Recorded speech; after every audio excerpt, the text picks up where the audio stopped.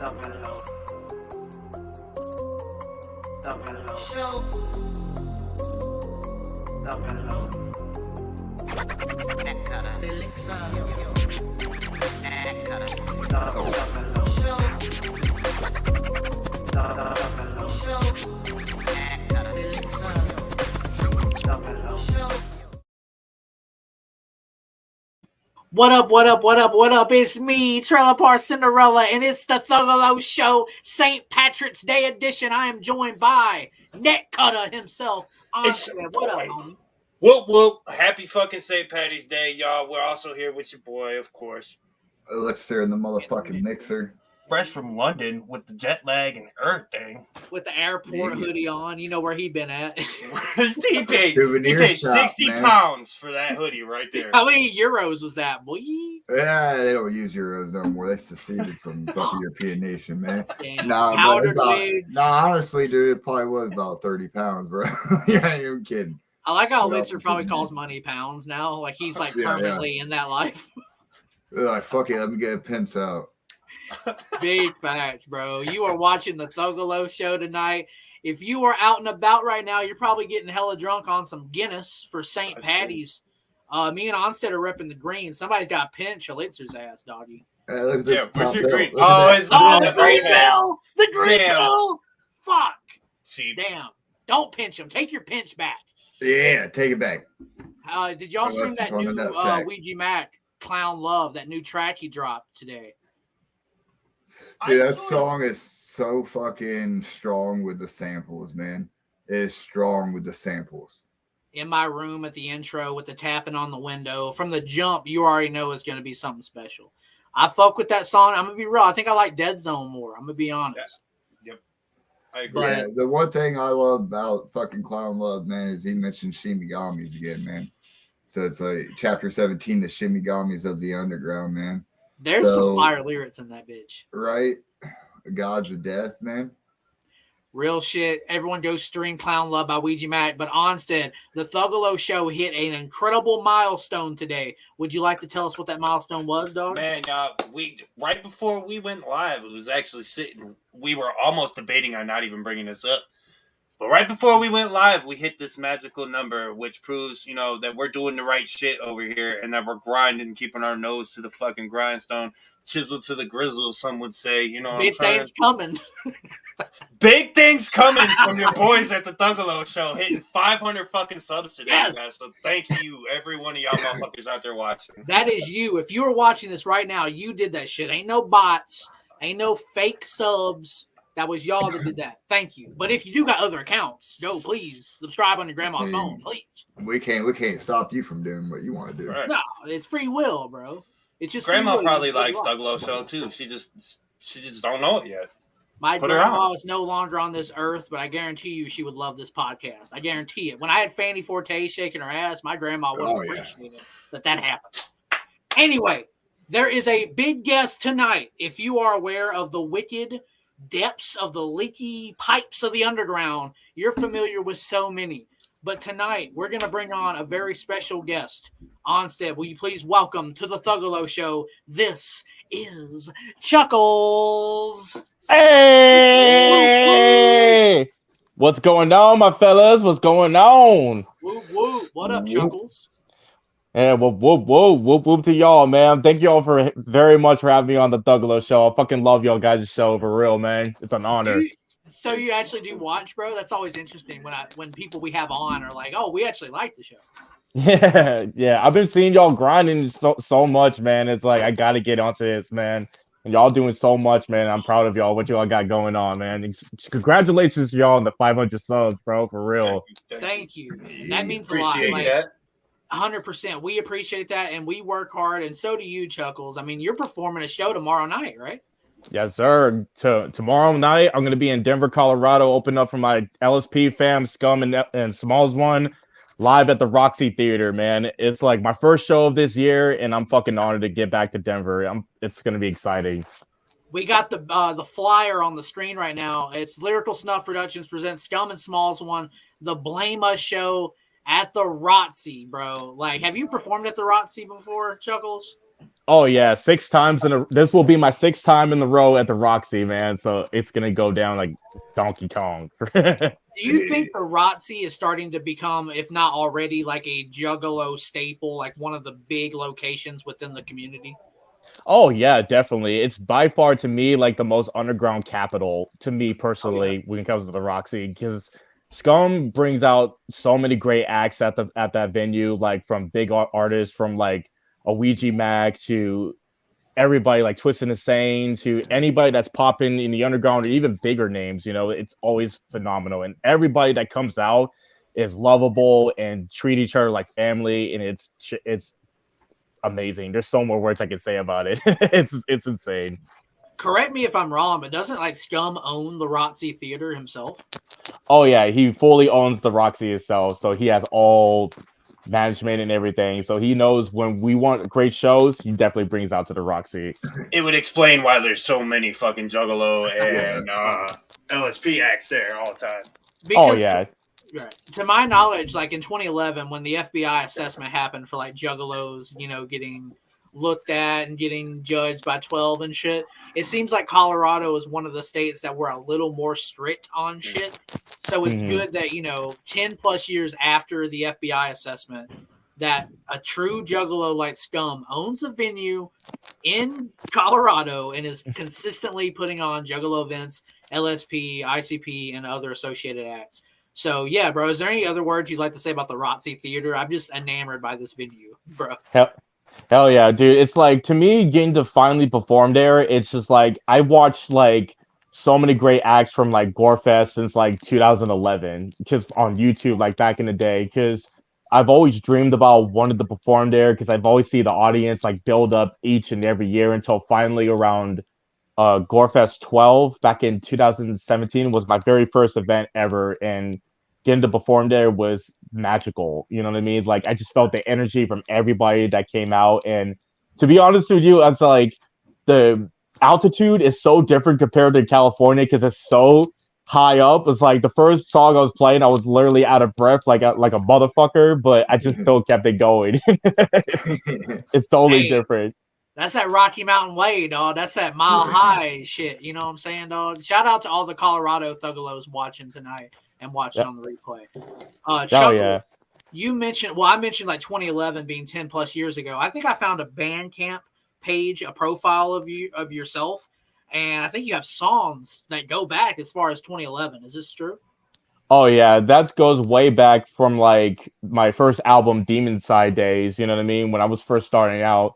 Like I first started rapping at the age of 14 back in 2006, but finally got serious to actually release music at the age of 19 in 2011 when I released my first songs, Mental Patient and Keep the Heads and Eat the Rest, and that's when it's just skyrocketed since then. You know what I mean? I was just listening to Mental Patient a little while ago, man, and that was probably one of my favorite songs from you, and that's crazy that that's one of your first songs, man. Thank you very much, man. It's like that was like my first rhyme in a notebook, you know what I mean? When I just like was trying to figure out what type of style I wanted to like go with, you know what I mean? And I had so much like fucked up like things to say, even if I can't do it in physically, because you know if I do this, I'll be in death row as we speak. So I decided to I'll put this on rhyme and paper and everything and just release it out on the mic, man. And that's all that evil shit started. I know me personally, my first interaction with you was not actually your music, man. It's actually like promos and stuff that you'd be doing for social media. And like you would come out, like your energy in those videos was so fucking like, it was like so like I didn't even know you rapped at the time, you know what I mean? I'm like, it's just, you know, somebody fucking doing something, and then I was like, obviously it led to your music and shit, and I was like, holy shit. Who the fuck is this dude? For real. You said you've been like writing rhymes since like 2006? Yeah, at the age of 14 and everything. It all started when I was like in middle school. Back then, I would like listen to like old school gangster rap music from like DMX to Bone Thugs to Tupac and E40 and Mac Dre, everything. So finally, Bay Area shit, you know what I mean? And basically one of my old homies at the time would introduce me like darker music, like metal, until eventually led me to ICP. and I started checking them out more, and I just like immediately just got hooked into it until I found out about Isham. And that was the main wormhole that led me dwell into the mouth of madness as we speak. I can see the Isham influence with your music for sure, though. Hell yeah, man. It's just like he mastermind in TNT and himself, the whole group Nodis immediately got me inspired. When I first heard the album Do You Believe in God was the main thing. Because it was so dark and it was so fucked up. It was so offensive to like people who were religious. You know what I mean? Like, don't talk about shit. Like, that's what I love about his music. Like, he will talk anything that storyline in the hood of Detroit and how grimy and dark it is and would put that into a horror story. That's what led me. It's like, damn, dude, I want to do something like this, but more aggressive. You know what I mean? Did you always want to be a rapper? Was that always an aspiration for you? Oh yeah, there's times where I thought about that or being a wrestler, but I know for damn sure I'm not athletic enough to do it. So I was just like backyard wrestling, like body slamming your buddy on like a table or some shit. I was more like wrestling with my friends in the playground in elementary school, to the point where I was like fucking doing Mick Foley's power driving people into tan barks and shit. All that craziness. I do know that you wanted to speak on your new album that you're releasing soon. How is this new project different from everything you've released in the past? Oh yeah, so shout out to my brother DJ Little Sprite. He's produced all the beats on this album. He and I go way back for like 10 years. Wow. He and I wanted to do a project for so long, since our first project we did together was called Evil Mixes from the Sick back in 2013, I believe, and we wanted to make another full-length album. And to make it different, I always wanted to make it more like have y'all ever read the books of Scary Stories to Tell in the Dark? Yeah. So I wanted to make this album more kind of like that. You know, like the first few chapters were like jump scared, then a few chapters were like stories that were kind of like real life shit and like sad shit. I wanted something that makes blend with that flow with it. From each song, you're gonna hear something like crazy fucked up, then you're gonna hear like thriller type of feel that makes you want to boogie and dance with, to something metal, to something meaningful, revenge, and sad. You know what I mean? All genres all together. Do you like horror movies, Chuckles? Oh, I love it. Are you like structuring your albums like a horror movie in terms of the track list? Like you're structuring it how like a horror movie would be like directed? Like exactly. It's like I always wanted to mix with that with my music. You know, same thing. Like it starts off how a killer goes like this, then it'll dwell into the first kill, like some fucked up shit, until the background stories of how it's even began, all the way to the ending, to like a shock thing. You know, that was always been an influence to me to do that. So is this new project, it doesn't have a name yet? Oh yes, this new album is called Horrors from the Unstable. Horrors from the Unstable. Okay, like when can we expect that to hit online and streaming websites, dog? My main plan, I'm hopefully to get it out either by summer season or fall season. So far, I got about 2 more songs to get done writing, and I just got to record the whole album itself and wait for a couple of features. That's interesting, man. I think that's really dope. I think it's dope that like I found your Bandcamp page. The shit went back to 2011. So I looked at like, okay, this dude's been doing this shit for a long time. So it's always interesting to me to see how like an artist develops over time and how they change and adapt. Like, what is the main lore of Chuckles? Like, where did Chuckles come from as a child to where he is today? Is it all encompassed within the music, or is it for us as listeners to discover? How much of yourself do you put on the music? Well, to be honest with you, like the whole Chuckles image is more like the darker side of Cameron Carr, which is my full real name. And how I got that name in general was actually from a fight in my childhood memories. I remember because it was like back then when I was in elementary school, and I used to have this punk ass kid that would always like fuck with me, like every day, like fuck with me, like either steal my shit or like call me out and always type of shit, until it got to a point where I just immediately like blacked out and legit like beat his ass to literally like could not stop. When you're in that blackout mode, you do not fucking stop. And I started laughing at his face and everything like he would do to me. And one of his homeboys like pulled me off and everything and say, okay, Chuckles, back the fuck off. And then immediately that's how they got the name. So the Chuckles lore is based on a fight you had as a child in school. Yes, sir. Based on beating somebody's ass so bad that you were laughing about it. Exactly. Why do you think of my music so aggressive? Like we were ready to beat somebody's ass in a mosh pit. Yes, sir. Has there ever been a softer side of Chuckles, perhaps? Oh yeah, there's always been a softer side. Like when people come up to me, like there's people that say they're kind of intimidated because I'm a tall, skinny, linky dude with a mask. But when you actually get to know me, I'm very down to earth and like lovable. You know what I mean? I've always supported everybody's things and everything. Have you always had the same mask your entire career, or has it evolved over time? Oh, I've actually had different couple masks. This is my latest mask I had in 2019, and I've had it for like at least couple like 4 or 5 years now. Okay. Yeah, I actually have the mask collection right here. Oh shit, we getting the mask collection, the Hall of Chuckles right now. Blow that up, Onsted. I like that one, bro. That one's sick.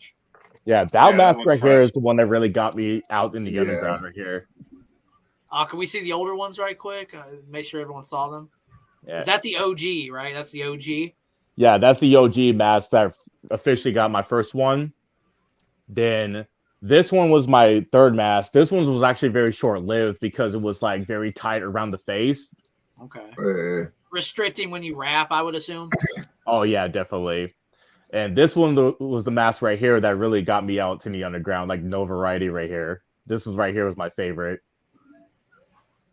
Hell yeah.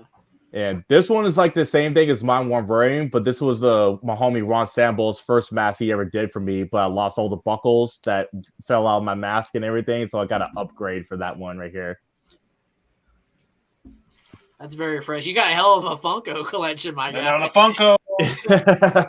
Is there a Chuckles Funko Pop in the works with Freddy Funko? Are you gonna put one out? Right there. Holy shit, it is! Yes, sir. Oh my god, I didn't expect him to pull up with a fresh one. Like, what the fuck? That's fresh as shit. And are these like fan art items that like fans have given you? Oh yeah, definitely. These are the one right here, the Funko, was done by my homegirl, Funko Boss, right here. She retired, but she used to make custom Funkos, and my homie Dan with the Zombie reached out to her and see if she can do like a custom Funko for me right here, and she fucking went snap mode on this one. Yeah, that looks authentic. That's really impressive. Right. Oh yeah. This one right here was from my homegirl from Norway, Lilith doll, who makes like these evil Victorian dolls right here. It does look evil. It does shit that box. That would scare the fuck out of me if that was in the corner of my room. It scared the fuck out of my mom when I first got it. Hell yeah. That's what's up. We got to see the Hall of Fame Chuckles edition. That's what's up. Now, Chuckles, you showed us all your masks from your career thus far, and you showed us that dope ass Funko custom. That looks real, bro. That looks so authentic. Right, it looks like an actual from the fucking manufacturer, boy. For real, dead ass. Yes, sir. I have a game for you, Chuckles. I want to know how well you remember your discography. Are you ready? Okay. See, you have interesting song titles. You're aware of this. Like some of the titles of your songs are crazy. Yeah. I'm going to read some of your songs, and some of these are fake song titles, and I want you to remember which one is your real song and which one is the shit I just made up 5 minutes ago. Okay. All right, the first one is I Want to Watch You Die, or I Want to Watch You Jump Off a Building. Which one is a Chuckle song? I want to watch you die for sure. Correct. With an exclamation mark. Correct. Whoa, I did not put the exclamation mark, but that is correct. All right, this one's for Elixir. You got to guess which one's a Chuckle song. The first option, put a bullet in my dog. He needs to be put down. Or put a bullet in my head. And we'll go with number 2. Yeah, you're right. Yes, sir. That first one sounds really fucking sad, though, bro. Chuckles, it's so sad. That's some ATF shit, dog. Man, damn. Have you ever had to put a dog down, Chuckles? Never in my life. I'm a dog lover. I would never do that in my life. Oh, man. Even if they're sick and they got a leg and they just need to be put down, bro, you wouldn't do it? If it's necessary, I would for the sake of their health and everything. But as for myself, or like, I would never hurt a dog in my life, I'll probably do that for myself. Damn, real shit. And the last one I have is for Onsted. The first song title is "I Ate a Dead Body Once and It Tasted Okay," or "Grave Fetish." The grave fetish is the real song. And that's correct. You Yeah. have just the game of is that a real song or is it not? Chuckles edition. You might have just gave him a couple song names though, for being honest. That's what's funny. This new album, he don't know when it's coming out, but he just got 3 new songs. He said he's got 2 new songs working too. So hey, Yeah. Hell yeah. So far, I released 1 single from the album, the Her Song, and 1 Contagious with Cody Manson. So you only get 1 feature and 1 solo. Hell yeah, 100%. Chuckles, you opened for Shaggy 2 Dope in 2019. Was that on like the Fuck Off tour? Yes, sir. How was that experience? I know Ouija was on that tour as well. How was that experience doing that? Bro, it's just like, to me, honestly, was the biggest show in my entire career to ever do, because I've been wanting to open for ICP for so long, and to actually get that opportunity to go down to LA and open up at the Whiskey A Go-Go for him, it was insane. Fun fact though, well, scary fun fact, I was a cunt hair away of not actually be able to perform that show, because my flash drive didn't work and the guy's system and everything. So I was literally on a freak mode trying to find ways. Oh, to any artists who are watching this right now, I'm gonna give y'all advice. Be sure y'all have backup plans. Get a fucking spare burn CD, have your music on your phone, whatever. Be sure y'all do that. Quick story. I'm gonna tell you a story. Yeah. Yep. Go ahead. Run that shit. Run it. We were in Wisconsin, right? One of the opener acts. I don't know. Should I put them on fucking blast? No, you're just saying Let's opener do it. act. Okay. But no, okay. It was an opener act from Milwaukee, and homies. To be fair, homie was frying. He was frying on some acid. Oh, fuck. But so he sent 3 PDFs, right? And 3 JPEGs. So he had 3 songs, and then the next 3 were JPEGs of his landscaping. Oh. Instead of his So, like, songs, instead of any of his tracks, it was Cloner? 3 pictures. Cloner did this? No. Cloner's got like millions of bangers, dog. Like this was somebody's picture. He had give boy 3 pictures of just hills of the landscape. That just seems like some instead of his Cloner actual shit songs. to have like photos of hills on his flash. It was unfortunate for homeboy, But so I think he learned that lesson that night too. Yeah. Oh my god. Fair, they did try to keep it, man. They tried to do some freestyle. They tried to keep it going, and But then again, LSD is a motherfucker. So yes, it is. Yes, it is. Yes, it is. Chuckles, when Check your that files flash drive. fucked up, how did you recover that situation? Did you just figure it out, or what happened? Oh, so what happened was, like, I had to call up my mom's at the house to see if she had my flash drive and everything. But other scary fact was that she was at the yard house, which was like 17 minutes away from my crib. So I literally like freaked the fuck out. I was like, oh, is there anybody at the house or anything? But thank God and Satan, both my sister's boyfriend at the time was at the house. So he sent all my my songs to my stage set over to my phone, and it worked right onto the system. And I got to play for Shaggy and Ouija Macc at the set. Yeah, That was at the Whiskey A Go-Go, you said? Whiskey A Go-Go, man. That's like a legendary venue. Hex performed there last year. well, Yes, sir, man. Fucking the Doors, man. Yeah, like that's Doors. a legendary venue. You didn't just work some like bullshit bar. You was working like a legendary ass. you were on stage where legends fucking sweat, man, fucking Right. blood and tears and shit. Is that your Dude. favorite live performance? I gotta say that's one of the top favorite, because not only that I got to perform there, I got to my homies Joe Killmeister and Dangerous D to perform their sideshow freak show acts while I was performing on stage, rapping while they're doing like pulling like their ears down with heavy weights and tearing up the Bible and shit like that, and bending frying pans and stuff. It was insane, man. Dope. I gotta say this, like as it pertains to like being an opening act, I have no experience doing that, but it is daunting to me how when you're an opening act, the audience is there for the main event. You know what I'm saying? And what is your strategy when you're in that position to win the crowd? Because sometimes crowds can be difficult and tough. Like, how is that? How do you try to win the crowd? Or has there ever been times where you've successfully done that, or have there been times where you bombed, and how do you recover? For me, when I performed, I just let it out. I just immediately, like, I never get high while I get on stage. I never get drunk or nothing. The only high I ever get is to feed off the energy from the crowd and just be myself, you know, and just go ape shit on stage, and they immediately love it. You know what I mean? Because everything that you hear from my music and how crazy it is, you're gonna get the exact like emotion what I'm gonna be doing on stage. Like either I'm doing power stomps or jumping in the air and this and that, screaming my head off. They love that shit. You know what I mean? That's what keeps the crowd going at shows.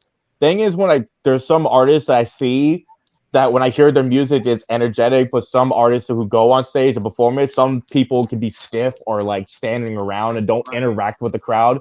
That's one way that you're probably not going to get that reaction from the crowd. So you have to get with them, just have fun with it. You know, the more you have fun, that's when you know they're good.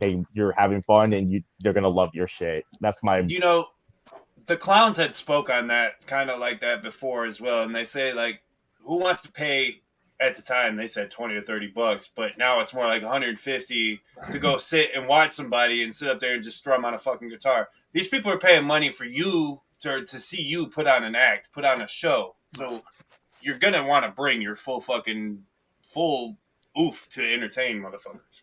Exactly. You know what I mean? It's like if people come to your show and you're not doing what they're expecting, what they hear from your music, it's gonna be a bummer. You don't want the crowd to hate you on that. You know what I mean? Just go with the flow and just bring that energy out. And I know it's very like draining when you get on stage, but it's worth it. Trust me.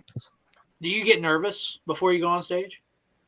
Honestly, I never get nervous because I never overthink it. Because the more you overthink it, that's when it's gonna get people like scared as fuck. Like I try not to overthink it, and I just like go with the flow with it. Sometimes be like, oh, just to pretend like you're seeing the crowd naked. I'm the crowd. Yeah. Bro, I mean that's like real shit, and I feel like that works though. Like it's an old trope, but I feel like that's a very good way to like defeat that sometimes. Just pretend the crowd's naked, or pretend that you're the shit. Like you don't even have to pretend, just you're the shit. You're on the stage. You know what I'm saying? Like it's your opportunity to put your best foot forward, show your art to the world, and make potential new fans. You know what I'm saying? Like you're gonna be performing tomorrow night, opening for Scum and Smalls One of LSP. When you're up on stage, bro, could you shout out the Thuggalo Show? That'd be lit, I think.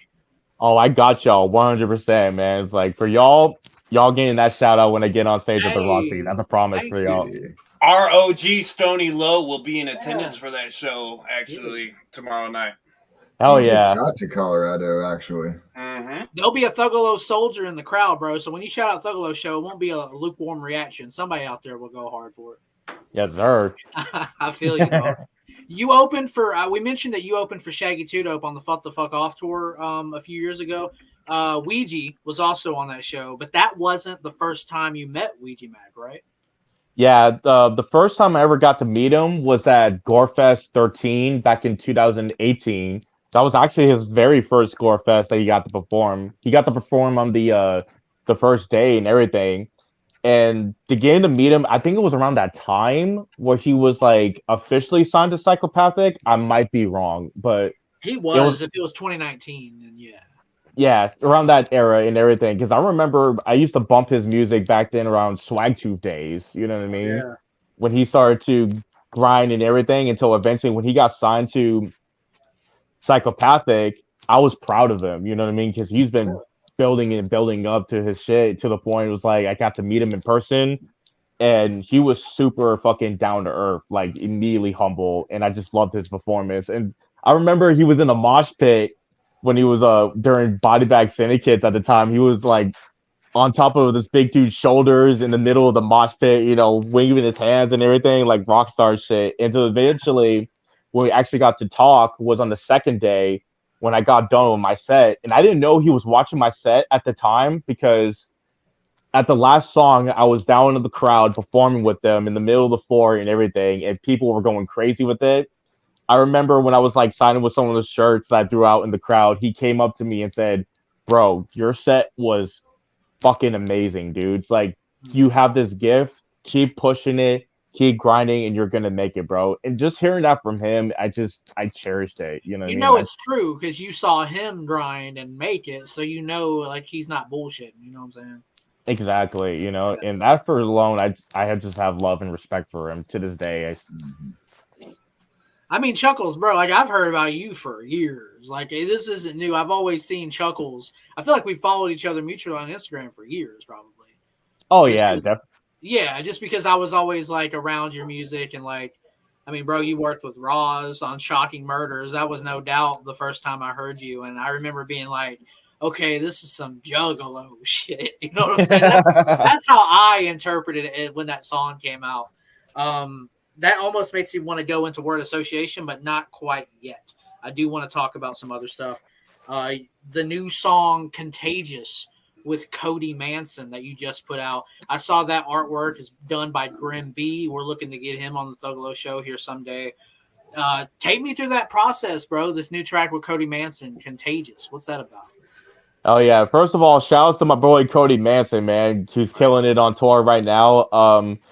The first time I ever interacted with Cody was back then when before he got signed to LSP and everything. I remember he used to do like the chain gang thing.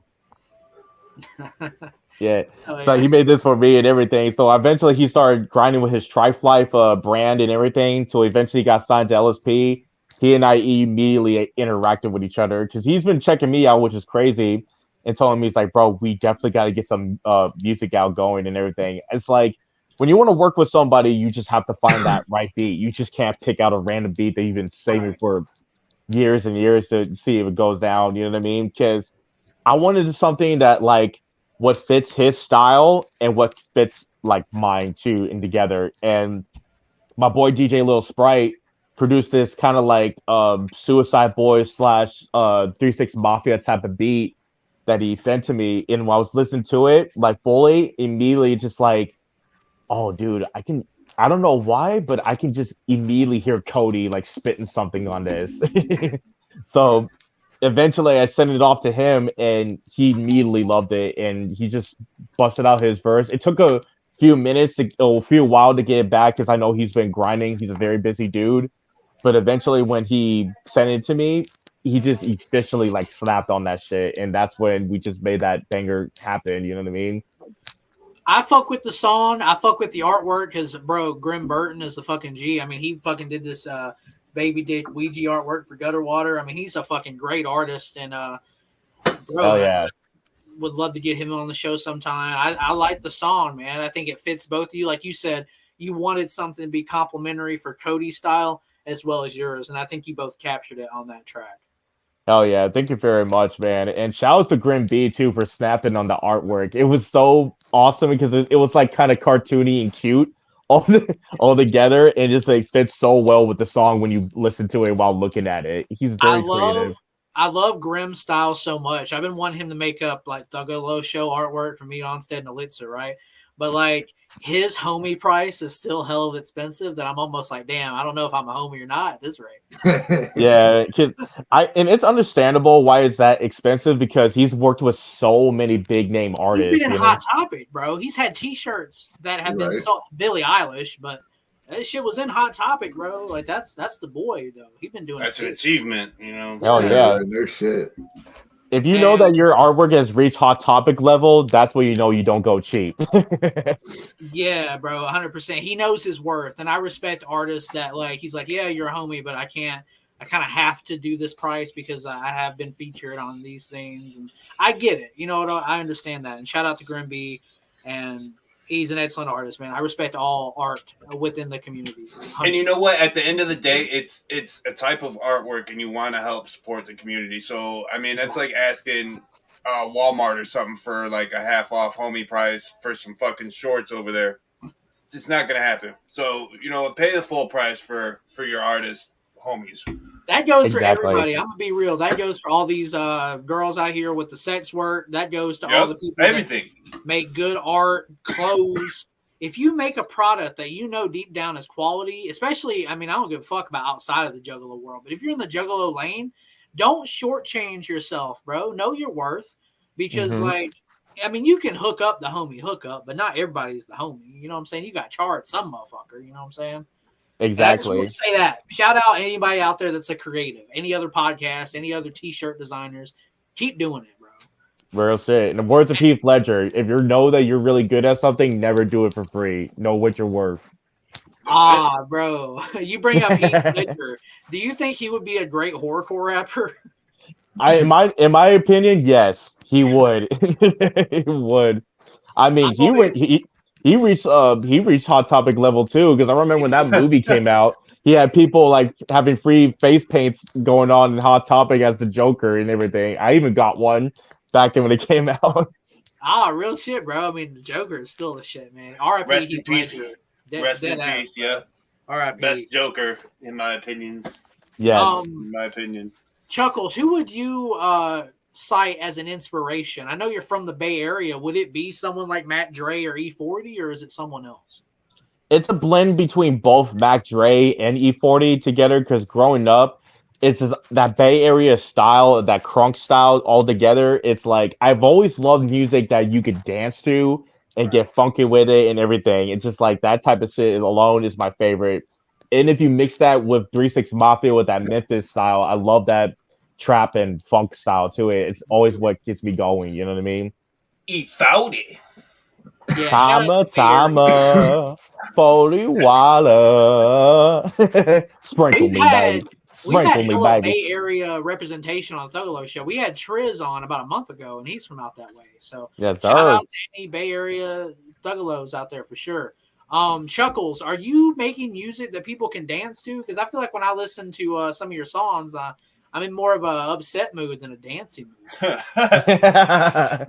Oh yeah, I'm definitely gonna be making more music that people can dance to, or like bounce to, or shit, even mosh to. You know what I mean? Because I really want to lead to that style of music. You know what I mean, I'm for this with new it. album. I'm with it. I like that idea, bro. If there's some Chuckles that I can grind up on Fanny Forte at the Gathering too, I'm with it. Yeah, that's a I'm deal for you, looking all the bro. way there. That's a deal for you, bro. Hey, yeah, yes, exactly. It's for me, is how I'm going to. Bro, a few months ago, you dropped a music video for the track "Devil Inside of Me." Mm-hmm. What was that process like filming the video? Is it a song that you felt needed a music video, and what was that about? Oh yeah, Devil Inside of Me, to me personally, it was my favorite off the EP, The Unnormal, because I've always wanted to do something like that's not horrorcore, but more like metal type of feel for it. So I've who produced the beat for itself, because he knows what the style I like. And when he sent me that beat itself, I was like, I gotta go snap mode. It's like, be like more alternative, like metal type feel for it. And it just went out like crazy. And I got with my boy Juggernaut the Beast from Noble Cinema and at the studio in Hayward, and they had this nice fucking dope ass like white screen and everything in the background, and these little panels that have like these little rooms and everything. And we just went off on that music video. I just had so much fun. Good. It's filmed very well.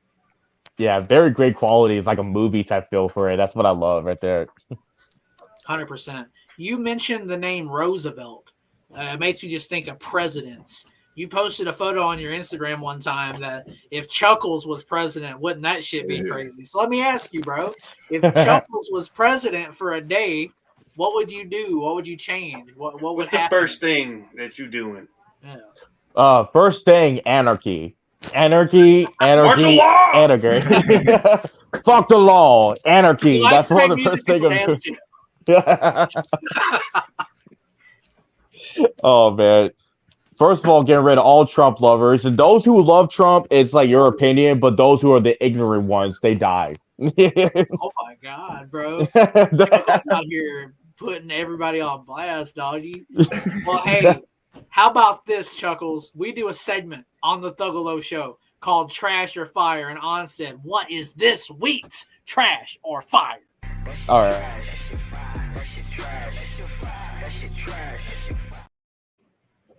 Trash or fire this week. We're gonna come at it fast and quick because I'm kind of upsetty spaghetti with this one.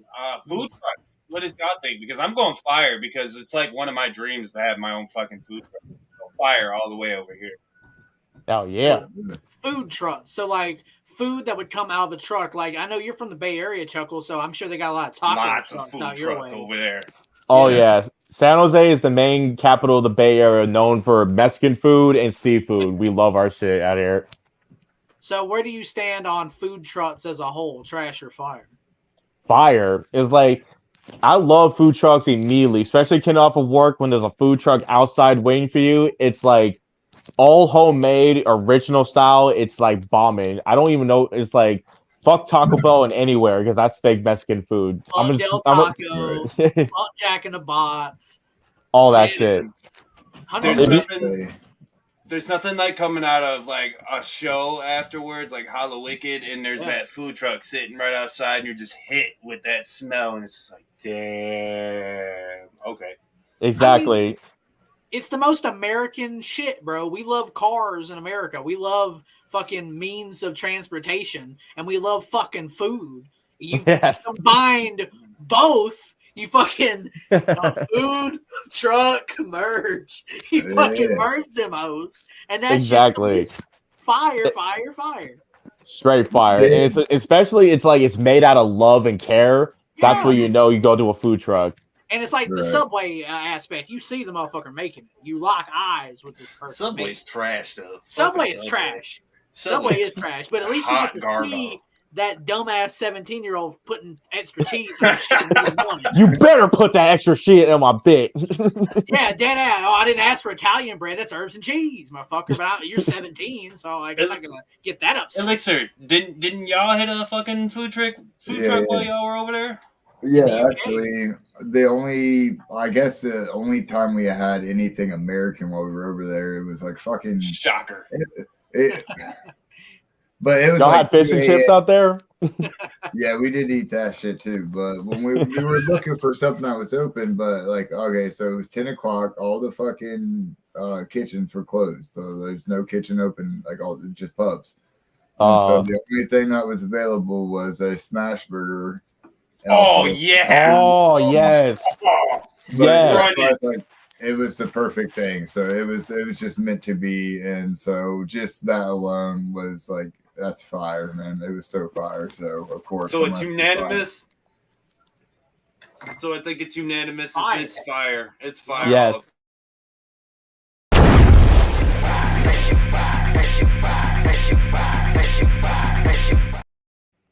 I'm gonna be real. I'm gonna be completely transparent. We've said fire for a lot of things. We've said trash for a lot of things.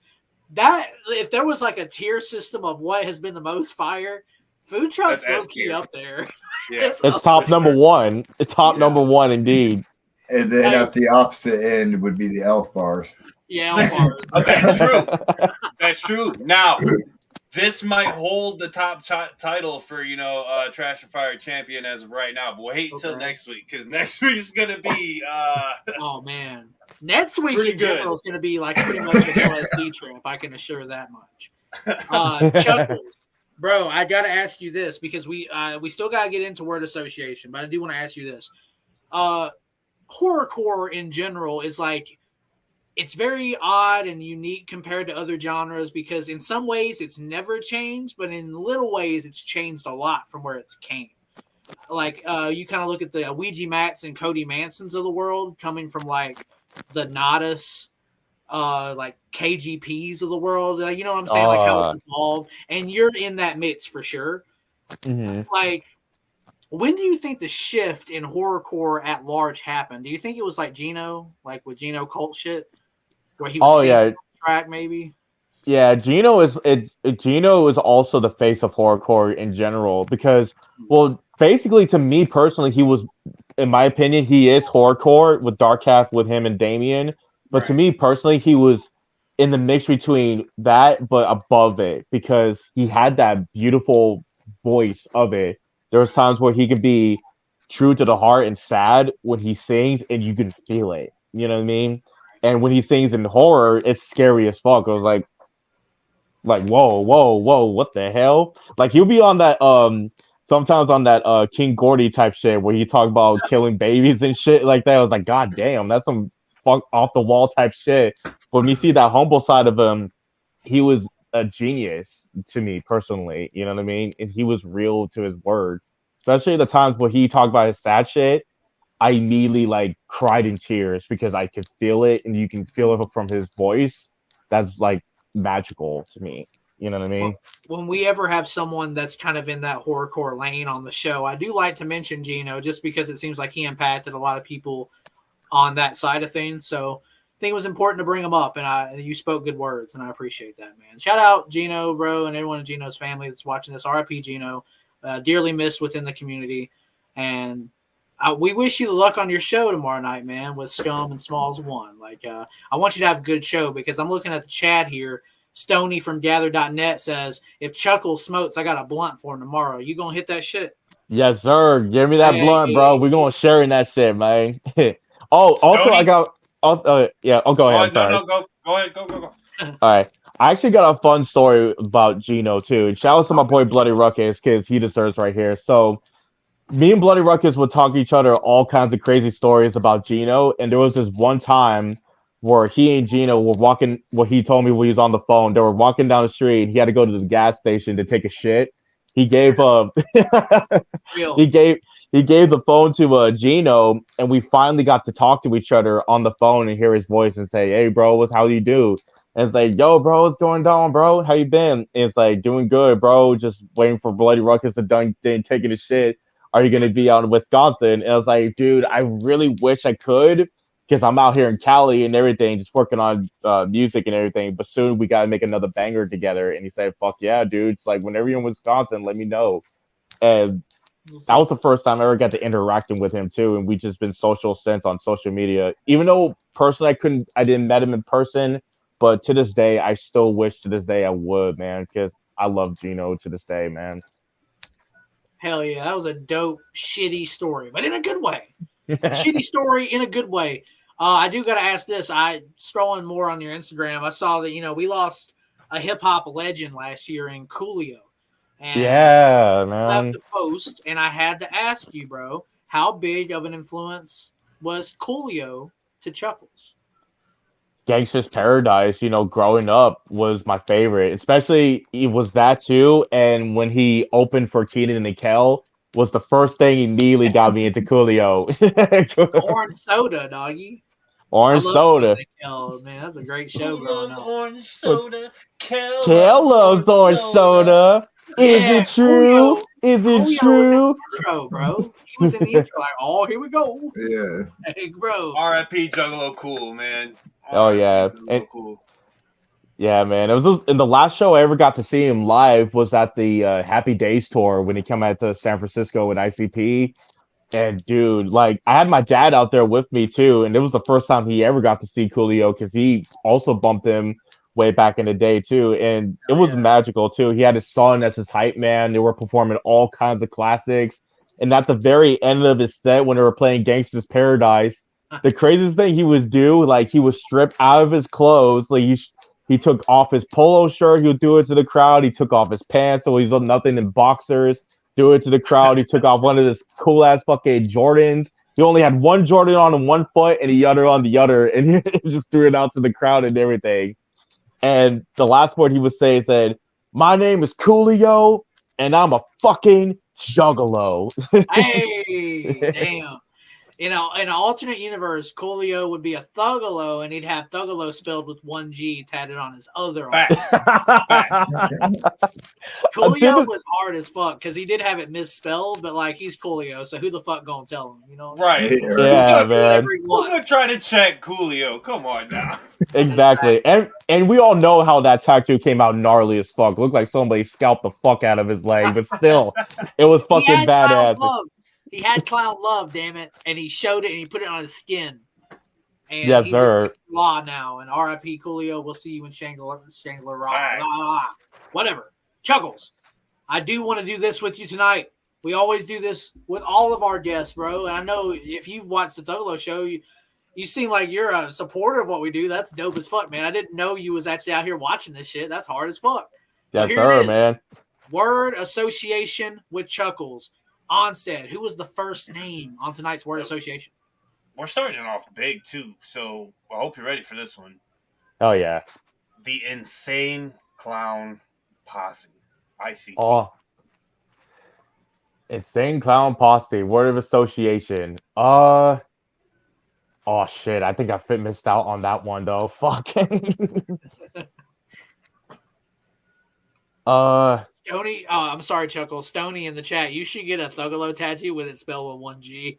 Yeah, that right. That would be hard as shit. Who's gonna check Stony Low? Who's gonna check Stony Low? Anyway, Chuckles, yes, ICP word association.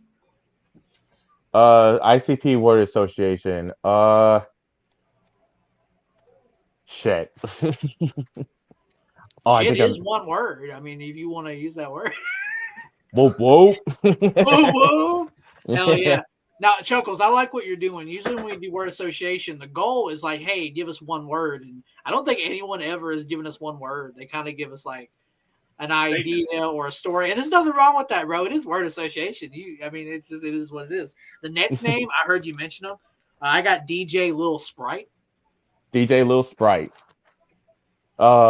One word associated. Well, it's actually a full word. I would say DJ Lil Sprite is that hit. I understood. Hell yeah. DJ Lil Sprite, DJ. Who's the next name, Elixir? We got Dying Menace. Oh my god, Donnie Menace. Nightbreed. Darby O'Trill. Darby O'Trill, man. My name's Darby. Bro, Darby, I just gotta stop this right quick. Darby O'Trill, I know we said this on the Thuggalo show before, but his set at Juggalo, Ohio was one of the most legendary things. I was so happy that I was there to see that. 100%. Chuckles, you need to get on Juggalo Ohio next year, dog. I feel like you would fit on that bill somewhere. Dude, I've been trying to get on that show for a while, man. For next year, you'll definitely see me in Juggalo Ohio, bro. Because I seen his set too. Darby went off on that motherfucking show, dude, and I'm proud of him, man. I definitely got to get on that. I would argue potentially stole the show. I'm gonna be real. Darby came with it, bro. He came with it. Yeah. Oh yeah. Next name on the list, Ouija Macc. Oh, can I get a yeah? 100%. That's a great description of Ouija Macc. I just immediately start saying it every time he would post that shit up because he be posting up the wildest shit ever, and I love it. Oh, Ouija's photo, like what do you call those? Like photo dumps that he be hitting on the gram. Legendary, bro. There's always like a banger up in the meme somewhere, bro. Yeah, man. It's like every time I just see him, it's just like there's not one post I cannot stop fucking saying like or like laugh because sometimes you would like post some like funny shit or like just like off the wall type shit. I just love it. It's very entertaining, man. Speaking of social media though, Chuckles, like I know you from social media long before I really listened to much of your music. How important is social media to what we do as creatives and you as a musician? How important is it? I think it's very important because it gets you out more into the world. You know what I mean? It's like it's very hard, like when you grind your shit, but it's helpful. You know what I mean? It's like especially if, like Instagram and Facebook. Sometimes it could be a curse at the same time because you will have those motherfucking trolls who don't have the balls to say this to your face, but would talk shit in the comments. But to me personally, because I will learn that it's a positive because even if they're talking shit, they're still on your motherfucking mind and they cannot stop talking shit because you're in their head. You know what I mean? I love that shit. Thank you, algorithm, because any kind of reaction that you give to us, it helps us anyways, motherfucker. That's what's so funny is like YouTube took it away. I actually kind of missed that there aren't dislikes on videos anymore. I actually enjoyed that aspect because even like I know not everyone fucks with 6ix9ine, but like his videos would do bagillion views and it'd be like, well, he's got 1 million downvotes. It's like, yeah, but like those downvotes are actually getting him more plays though. That man is the greatest troll on earth. It's like do not bring rats into favoritism because what people are doing, it's like the more people are hating on him and giving that hate on social media, you're giving that attention that he wants. The more, if you don't say shit or ignore him, he's gonna lose all that shit, and that's what you win over it. You know what I mean? It's like I never pay attention to his shit, but it's hard not to because he'd be doing some stupid ass shit. But that was right there alone was garbage. I never got into his music. The next name I have on this list, the word association, is Matapelli Music. Oh, Matapelli Music. What's that one word from it? I'm thinking about one of the songs I want to bring up because I love those guys. I ain't got time and I'll be falling off. Work hard for this shit and I will pay the cost. Hell yeah. Fucking love Matapelli, man. Shouts to them, man. Next name, Elixir? It's gonna be Scum. Oh, yo, I loved you guys' show and everything, but next time if you bring Chuckles on the show, y'all better bring him that motherfucking Jaeger. If not, then I'm gonna come over there and beat your motherfucking asses. I swear to God. I can't do no more Jaeger. Yeah, can't do it. We did it when Insane Poetry was on. I can't do it no more. I tap. See, that's the thing. You guys did it for IP. When Scum comes on, which Scum We'll has do told it again. Me I'll do it. You know, I'll make up for it because I didn't do it.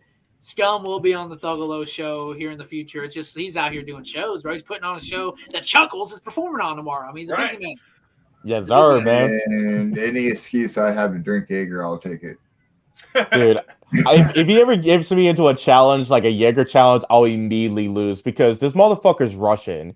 They live that shit like it's fucking water. He will perform a great ass fucking show, and you cannot tell that motherfucker's drunk at all when he performs all that shit. He's a rock star that way. The next name I got on my list, this my OG, man. This is one of my best friends, Roz Dilliams. Roz Dilliams, man. Oh my god, I love Rozzy. What's the one thing? Shocking murders. Yeah. Oh, what's he saying that, bro? Kidnap a girl in Gilroy, Killjoy, clowning with that bitch, cut her head off with a pocket knife and threw her out in the fields outside of Pleasanton. I was doing Danny and the drummers when I was dropping a bomb. I was listening to Closed Caskets, thinking about how much I hate my fucking mom. That's facts. Hey, I can tell you this, Chuckles, like you reciting lyrics made me just think, you know how Rap Genius be doing those videos where they bring on rappers to recite their lyrics and define them? I feel like the Thuggalo Show could tap into that market for this scene. You know what I'm saying? We just bring on Chuckles to decipher some lyrics and he explains, and that's how I felt about my mom at the time. And the fact that Rozzy musical genius, the fact that he shouted out Isham into that song when he said, I was listening to Closed Caskets while thinking about how much I hate my fucking mom. I was like, whoa, what the fuck? But still at the same time, it's like, damn, that's some off the wall type shit because he's all about that culture. You know what I mean? He was always with that shit, you know? Yeah, 100%. Who's the next name, Onsted? Next name on the fucking list. I mentioned him a hot minute ago, actually. IP, Insane Poetry. Insane Poetry. How you gonna reason with a psycho? Hey. How you gonna reason with a psycho? Tell me how in the world are you gonna reason with a psycho? 100%. IP is a G, man. He was so fun. He was so fun to have on the show, man. I'd love to have him back, bro. IP, 100. Man, he's a real one. I'm sure he is. Chuckles. I'm sure you already know that.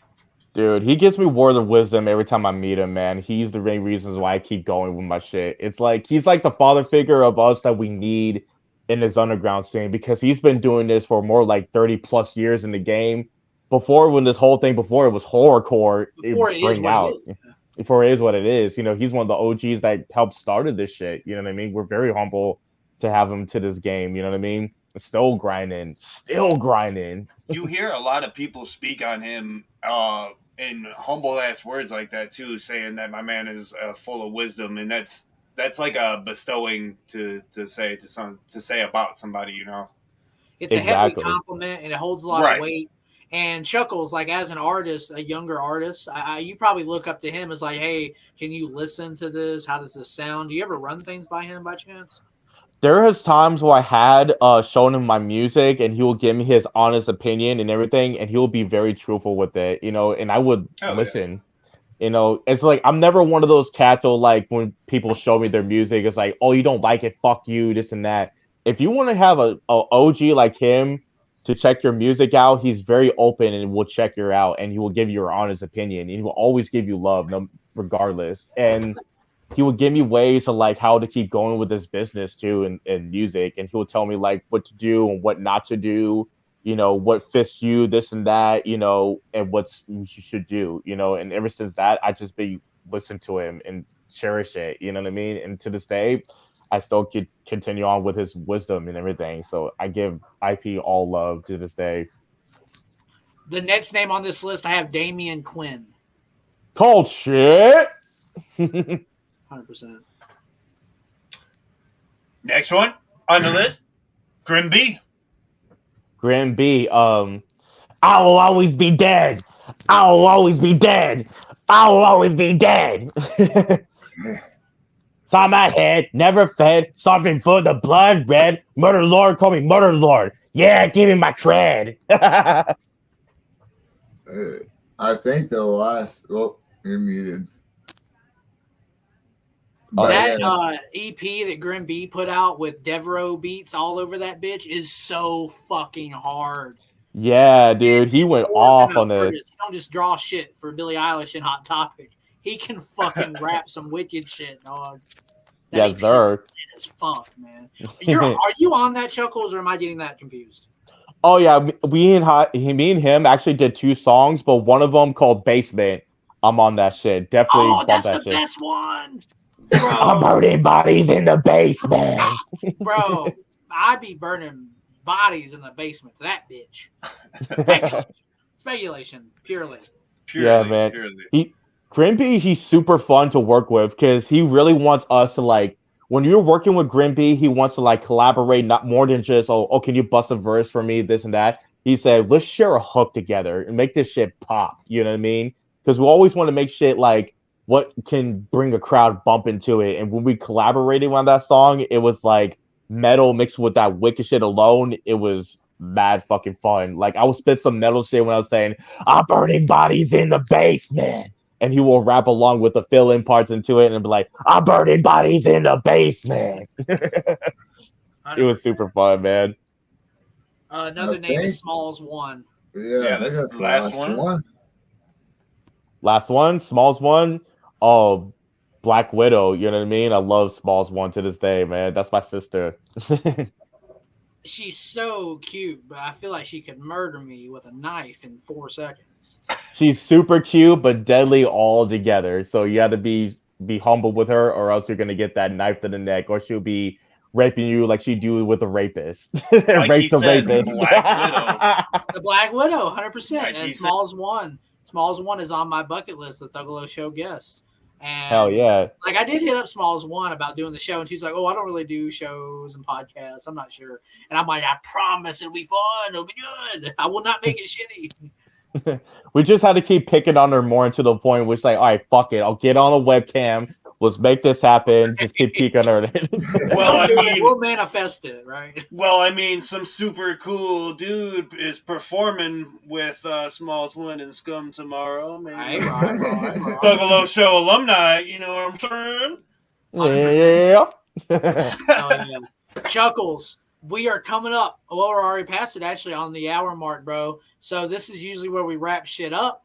This is usually where I say, hey, man, we know you drop an album soon, where you're working on an album. You're always working, bro. Where can people find you online? All right, for those who are very new and want to check out more of my music, all of my music is on Spotify, Apple Music, iTunes, YouTube Music, any platforms that y'all love to bump that wicked shit, y'all go check me out. I have all social platforms from Facebook.com/Chuckles, CHUCKKLEZ, Instagram, Twitter, Snapchat.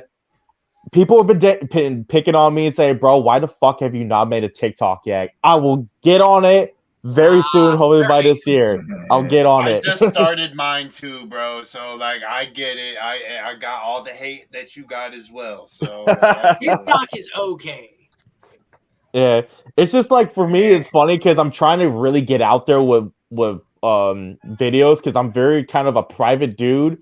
But now as I'm more getting used to it, you'll definitely see me do some more content for it. So I'll definitely create one very soon.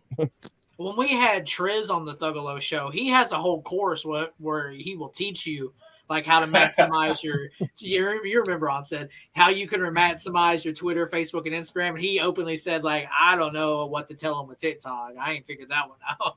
It's very peculiar. I think you just have to be like a female, maybe. I don't know how that fucking algorithm's working. All right, let me get butt ass naked and do twerk videos, and maybe that'll give me some money. You want to make music to that, like you're trying to get into the groovy lane. So, like, bro, hey, I'm with it. I'm with Chuckles busting down some Tatiana. Find that TikTok algorithm, like dance groove, and just bust out a horrorcore fucking EP for TikTok. You know what I'm saying? Chuckles. Exactly. Follow him on Twitter at Chuckles408. You're on SoundCloud, Apple Music, Spotify. Fucking watch his latest music video, bro. Chuckles is dope. He's a fun follow on social media, too. He keeps me laughing. I fuck with Chuckles. And Chuckles, one last thing before we let you go, dog. Would you consider yourself a Thuggalo? Yes, 100% Thuggalo for life. Thuggalo for life, and I'm proud of it.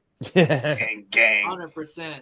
Chuckles, thank you for appearing on the Thuggalo show, and you're welcome anytime back, brother.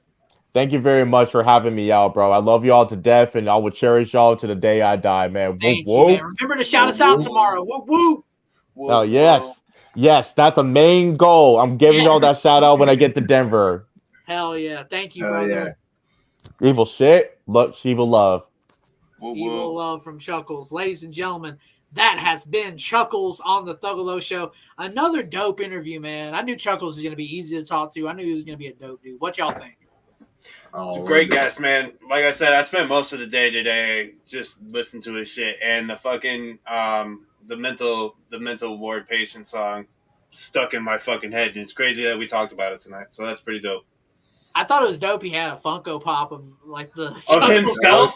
That's dope. It looked very so fresh. legit. Like they got that shit in Best Buy next to the fucking Elvis. See, what happened was he had a homie who works on the inside, and she was like, hang on, let me get this one done real fast.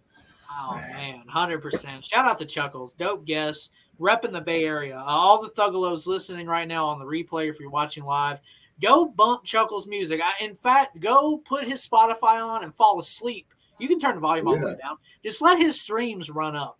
Just run up his streams, bro, because he deserves it, man. Shout out Chuckles. People that work hard should be rewarded with work. Anyway, Onsted, this is that time of the week, if I recall, right? We usually do this thing called the page of the week. The page of the motherfucking week, you guys. And for fucking St. Patty's Day today, we decided on why not one of the homies who we've ran into at the past 2 fucking shows now. Yeah. I know, right? So we were like, you know what, dog? You deserve page of the week. So you know what? Without further fucking ado, we're just gonna go ahead and run the graphic. And this week's page of the weeks is 2 scoops of motherfucking whoop. Dripped out Juggalo. The freshest drip in the whole fucking game, dog. He's always dripped out. 2 scoops. What up? What up? Oh, man, that bobblehead is fresh. Holy shit. He's chilling. He's chilling. It's good to see that's yours. It's good to see that yours didn't end up getting broken during fucking transportation. Yeah, this is a lot of people complaining. That's an older one, though, right? Yeah, this that is an OG. Yeah. Yes. Are you gonna get the new ones though? You got all the new shit. You'll probably get the new shit too. I mean, I was thinking about it, man, but it's kind of weird without the tattoos and everything. You know, it's and then that price tag's a little interesting too to me. But I mean, they're pretty dope. How much did that OG one cost? Do you remember? Well, I'll tell you what, I got this for a steal. I got this and that cutout that you probably saw that I posted on the merch flex. I got that, and then I got all the singles almost from all the Hollow Wickeds and all the gatherings, all in a huge bundle for like $150. Nice. That's a fucking steal. Nice. Sealed. Yeah, all the CDs were sealed and everything, man. Damn. Okay. In our community, bro, I feel like you're definitely recognized as the Thuggalo with the most drip. I feel like I'm itching your competition just a little bit. But I mean, bro, like in the like you mentioned the merch flex, the Discord, for anyone watching, there is a Thuggalo Show Discord, and if you want info on how to get in, contact the Instagram or the Twitter or the Facebook. We will, or Onsted and Elixir, contact any of us. We will get you in the Discord. Two Scoops is very, oh, he repping that gutter water. Hey, Look at that. he is very prolific in the Thuggalo Show Discord and Yes, just in sir. the community. We've ran into you multiple times. you Yeah, know? yeah, a lot of shows, man. I've been to a lot of gatherings, a lot of Hollow Wickeds, but I seen you guys most recently at Juggalo, Ohio, and then at the Hex Show in Wisconsin. Yeah, so Yeah. Elixir and Onsted was holding it down in Yes, Lake sir. Geneva Yeah, yeah. for the head show. And yeah, Juggalo Ohio was low key, not even low key, man. Juggalo Ohio might have been top 3 events I've ever attended. Yeah, that's going to be historical, man. That's going to be the start of something that is going to be like one of the biggest Juggalo events of the year. That's going to be like up there with the Gathering and Hollow Wicked for sure. 100%. I don't think I'm gonna miss one. I'm gonna be real. Oh, I'm yeah. I'm already gonna try to set aside money for this thing and this thing. It seems like Juggalo Ohio is another thing that's gonna edge my pocket, But we're looking at the Gathering though. 2 Scoops of Whoop. What's on your Gathering like dream list? Like if you could get any acts at the Gathering, who would they be? If we get into what with the Gathering, what would it be? Like just like a wish list, like a fantasy book. Like if you could put Oh, anyone man. on that main stage, who would you put? That is a very interesting question. I mean, at one time I would have said Ouija or Hex, and now look where we're at nowadays. I mean, that's I don't know. Maybe myself one day. Who knows? Oh, do you rap 2 Scoops? Do you guys A little bit. I've been writing since like junior high and everything. But like where I come from a small area, and there's never been anyone able to like kick it off for me. You know what I'm saying? I've had friends throughout time that have like, wanted to be serious about it, and there's just no one with the right equipment. There's no one with the right push. There's no one with the right drive that I got. So I've just never been able to match the right energy to get someone to keep something going. I mean, I guess it's all up to me at the end of the day, but it's hard, man. It's hard. It really is. It's hard for any creative to do what they want to do because it's all about consistency, doing it often, and staying active. Like even with what we do, we're not making music, but it is like a band. Like it is like no, it really is. Yeah, and like we have to stay on our 10 toes at all times, and we do it for the community. Like it's not some kind of, I'm not reaching for anything, bro. Like I'm wearing clout goggles, but I do it for the community, bro. I mean, this is the best culture to be in. Like I've always told people, like, I mean, people are like, how do I become a juggler? How do I go to a gathering and not like dress like this or like that? And I just tell people, like, you go and be you, because literally it doesn't matter what you go there wearing or how you act or anything. People are going to accept you. And that's one of the most accepting natures that I've ever been in. I mean, you could go there and like the weirdest music in the world or whatever it is, and I never have listened to ICP or Ouija Macc or et cetera, et cetera.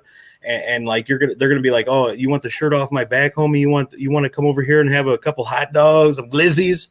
You know what I'm saying? Like, it's great Fago glizzies behind a dumpster. Yeah, I mean, for real though. I mean, it's just like the best culture in the world. It's the closest. What I've always put it into perspective as is the closest thing to world peace. Because, I mean, just look at it. They're the most accepting people. They're cool with every type of every phobia that people have in the world of people.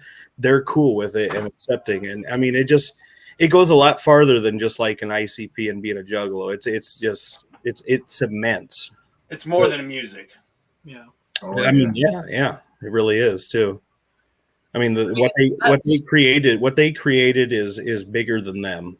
I mean, and that's so beautiful, man, because like I think so many other, like we'll use the blanket statement fan base. So many other fan bases, it's purely the music. We are all here to watch fucking Motley Crue in this building right now, and we're all going to leave at separate times. Yeah. Juggalo world, it's like, yeah, we're there to watch ICP, but I also want to see that homie from Facebook or that dude that I kicked it with last time, or real life homies. Yeah, and I mean, it's just like the you go to a metalhead concert and everything that's like, fuck you, fuck you, and that's a little bit more serious than when you go to the fucking gathering, and it's like, bro, I'm so glad that you didn't die last night at main stage. I saw you there, and here's a funny thing, dude. I'll go to a gathering, and like I've been to this will be my 11th one. And when I get up there to main stage and see the same person that I've seen now for 9, 10 plus years, and that motherfucker's still up there. And then what's weird is then you go fucked up to your camp that night and then pass out in your tent and you wake up the next day dying, fucking sweating, whatever time, 11, 12. You sleep to that time, you're dying in your tent. Let's put it that way. But you make your way down to main stage and you see that same motherfucker down there after all these years the next day. And it's just like, what is up, homie? You know, I mean, it's amazing, man. You know what's funny is like the closest fan base that we can be compared to is the Grateful Dead and like all the Deadheads and shit. But then again, still, it's not as tight of a community as us. Like, like he said, like we'll still go to events days before the events just to fucking hang out with our family. Like you don't really see anybody else doing that shit, and that's what's. And as these gatherings have went on, you got your parking lot party, but look how like people want to go there even earlier and earlier now. Like I know, if you guys are following the whole camp scroll keepers, they got their, the scroll keepers in general, they got their Instagram now, and they're wanting to start like a camp now this year. Shout out to Camp Scroll Keepers too. That's going to be a new thing that's going to be starting this year. And I've never actually been part of like a legitimate camp. I've always wanted to be in on something, but where I'm from, I'm like, there's a small area, so not many juggalos come out from my area. It ain't like I was part of the Cleveland Juggalos or the Camp Chaos from back, big, yeah. So I mean, now to finally be getting ready to start something after 10 gatherings, it's kind of cool because I mean, this is something that's going to stick to the Camp Scroll Keepers. Is going to be something really big, I feel like, and it's going to last for years to come. That's a legitimate camp, especially the way Ouija's rocking the game right now. Shout out to the scroll keepers, man. Like the thing with me with the scroll keeping is like it's very difficult. It's like a lot of coding and a lot of math, and I failed math, and it's just a lot of. I'm just not smart enough for it. I'm just be flat the fuck out. I haven't listened to any of the leaks though. I haven't been one of those people. I kind of do want to hear it the way that it's supposed to be heard. Like it would take the whole album getting leaked for me to probably look at it. Let's put it this way, man. I mean, think of all the people back in the old days of ICP when they were coming out with their subliminal messages and their phone numbers to call and their codes and everything. Right. Imagine how hard that shit was without Google or, without like a voice, like a reverser thing, like where you can reverse the audio. For real, dude. Imagine how hard that shit was to decipher. And now look where we are. I mean, it's been some doing. I'm going to tell you that. Like, I had a lot of help. Shout out to Jiggy Fresh. If you guys know him, he helped me a lot. Yeah, he Team MUJ, they really pointed me in the right direction with things, and they really got me a good starting point. And then once I started figuring out things, I mean, Google is your friend. I hate to say it, man, but Google should tell you fucking anything you want to know, obviously, and they've really helped. They really helped me push me in the right direction. I mean, your audio reversers are your friend. Your hexadecimal converters to text, shit like that. I didn't know what a hexadecimal was until like 10 hours ago, thanks to the scroll keeping. Tell me about it. So, hey, 2 scoops of whoop. Now, Onsted, can you bring up ouijamacshop.com? Now, we usually don't do this with pages of the week, but 2 scoops is just, I know he's got all the drip. So I know he knows what he's talking about. And we haven't reviewed the detritus pre-orders yet. They've been online for a minute. And I figured while we have Drip Master 2 scoops in the building, we should look at these. Did you cop any of these pre-orders, Scoops? Yes, I did. And and I always get a long sleeve with my CD, and this is the first time that I didn't or did. I can't. You know what? Go a little bit further because I think I got combo number. I like the hoodie, the white hoodie, but it is white. I love that hoodie. I'm thinking about pulling the trigger on the hoodie. Yeah. Yeah, I did say screw it, and I got the long sleeve with the CD again, with the signed CD again, because I always got to have that long sleeve, and I was never into long sleeves. But like, think about Ouija's, bro. I mean, it all started for me once like the horror long sleeves were coming out, and like now I'm fiending because like I slept on the original ones, like the Chucky, the Pinhead, and the Freddy Krueger. I'm so shitty about that, dude, because I got the leather face and I got the Scream one. But I wasn't there early enough to cop the other ones, and I am very shitty about that. I would like love for them to come out with another set of those. Same boat. I'm on the lookout for the Jeff Slayer Ouija shirt that he dropped about a year or two Yeah, ago. I got I'm it. on the hunt Green for that one. currently. That If is anyone one I has got. it. Yeah.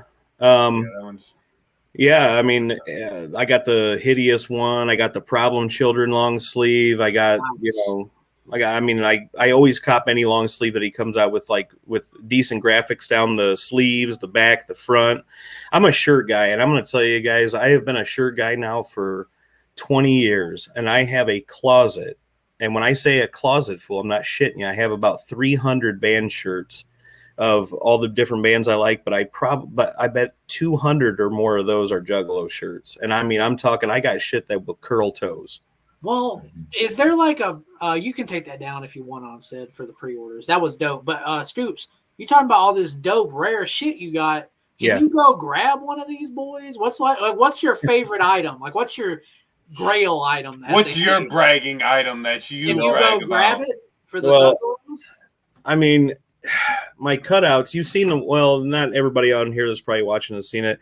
But I have the one cutout that I showed you guys on the Thuggalo Discord, but I also have a Shangri-La one of them in the snake coats, like the snake skin coats. Oh, yes. I have the original Shangri-La cutout. I mean, those cutouts are so hard to come by. I wouldn't say maybe those are my grail items, but I mean, those are a couple. But I mean, dude, where do I even start? I mean, your gathering charms are already that hard to come by. He's already got boxes of shit he ain't opened yet because he's so fresh. Yeah, he's already got the shit. Well, nowadays, I mean, now when I buy CDs, I mean, like you almost don't even need to like open your CD anymore. So I'm just like hoarding stuff at this point. It might hold more value. Mine go right on the wall as soon as I get them, man. Yeah. Hold on. I actually got my super duper box out here. I actually call it. Hold on. Let me show you. I'm here for the grail items and the rare shit. I've had this the riddle for a long time. Yeah, this is my box of everything that I get at a concert, and I've been saving up stuff since my first gathering back in 2011. So I mean, I have like handout CDs from artists that may or may not have blown up. You know what I'm saying? I just kept the shit, kept it sealed. You never know what they're gonna be, type shit. Yeah, I mean, you never know, man. I've kept all the charms that I've gotten, obviously. I mean, you gotta blow them up, Onsted. Let's see these charms. These are obviously a grail. So there's hold on. That's 2011, right? Oh yeah, boy. 2012. 2012. I know the charms and gatherings I didn't go to, by the way. There's 2013. Oh, I've seen that one. Very fresh here on the Thuggalo Show. These are gonna be a little out of order, so don't beat me up over it. Is there a missing link? Here's 16th. Hell yeah. Here is 17th. Probably one of my favorites. That one's dope. Yeah, I agree. Here is 19th. I have that one. I've been to 7 gatherings too, Scoops. You said you've been to nice. That's fresh. Here's the 20th. Super one here in Indiana. That's actually too. So jealous I didn't go to that one, the Super Gathering. 21st. Hell yeah. I have that one. I think I lost my Yum Yum, no joke. I gave both of my gathering charms to my little sister, so she's got both of mine. Oh, you got it. Oh, I was about to say you don't have all 3 of the seeds, the super. No, I'm not that awesome. I'm awesome. What was the perk? People that got the 3 seeded ones, how did they get that shit? I don't remember. I believe it. I believe. Oh, well, I thought you meant like all of them together because I know that what was that, winning the Morton's list or the Morton's list competition. So yeah, I was wondering how did people get that shit. I didn't know if they was like collecting people's and then fucking taking it somewhere. There was something with the trash too. The trash gang. Oh, the trash gang. The trash gang were getting. Were they? I thought they were just getting jerseys. They got the jerseys. Those are pretty rare. Trash gang. Shout out trash gang. Yeah. Shout out Whoop Conda. We might have Whoop Conda on the show next week to prove a theory that juggalos can juggle. Maybe. Speculation. I can juggle life. I can juggle a lot of kids, a lot of lizards, reptiles, and shit. But I cannot juggle, the old traditional way. When did you become a juggalo? 2 Scoops. I love this question. This is one of my favorite questions. So I've been a juggalo since I was born. And I've been down with the clown since 2002. And the reason I say it that way is because that's when it comes down to, like how you were saying, the blanket term of a fan base, because everyone, like, when did you become a juggalo? I think that's like asking what they're meaning when they ask that is, when did you become a fan and find ICP? But that's not the right way to put it, because the juggalo is literally the lifestyle. That's, you know, that's, I mean, I've put it different ways as you don't give a fuck what people think with opinions and everything. You look out for the ones that mean something to you. You know, you're just your own person. I mean, there's a lot of ways that you can put being a juggalo, but being a juggalo is truly, truly special. Yeah. I remember it's like being down with the clown or whatever you want to say is a different thing than being a juggalo, in my opinion. Right. I remember like Jay put it as like when you get out of the shower and you're butt ass naked and you look in the mirror before you put any clothes on and shit. That's your job. Who do I want to be today? Yeah. In the Shangri-La documentary or whatever. Yeah. That was a really good way to put it too. And what's funny is the first year at Legend Valley, which was 2014. They were doing a huge documentary and they advertised that everywhere. They were like, you know, they wanted to be able to come to where you were getting ready to start your gathering experience and actually follow you with cameras and everything to document your whole experience. They were getting ready to do like this huge documentary on the gathering. And it just so happens that I ran into them at now that gas station, I believe, is defunct, right across from Legend Valley, which was like the place, man. I love it. So close. It'll be open this year. And it has a taco place in that motherfucker. It's a Mexican restaurant, right? Yeah, I heard that. I heard about that. Hey, Two Scoops, Thuggalo Show is eating tacos if you want to be in camp. At like fucking 11 o'clock before happens. So there's only one more thing important than being a juggalo, and that's motherfucking eating tacos, bro. And drinking tequila, and I think I got some Corona in the fridge. Is food trucks trash or fire? Like food from a truck, like a taco truck? I mean, I believe it's fire, you know, and it's just it's a luxury to eat from a food truck, because anybody that's like, well, bro, I couldn't bring any food, I just couldn't, blah blah blah. Well, bro, if you're eating from a food truck, you probably had the money to figure out how to bring your own food too. Because that's true. You're right. I used to go there with cans of Chef Boyardee and eat them cold and eat Cheez-Its, and that's all I ever ate. That's a Juggalo meal. I mean, you sir are a fucking psychopath, man. You're out here eating cold cans of fucking ravioli. I'm not a fucking cold can ravioli is wild. You were wild, sir. Well, I mean, you know, respect. And I look like a mess too, man. I'm sitting there fucking stoned as a motherfucker. I'm just eating it. It's falling on my belly. All I see is Trailer Park Boys shit, heating it up with a fucking propane torch.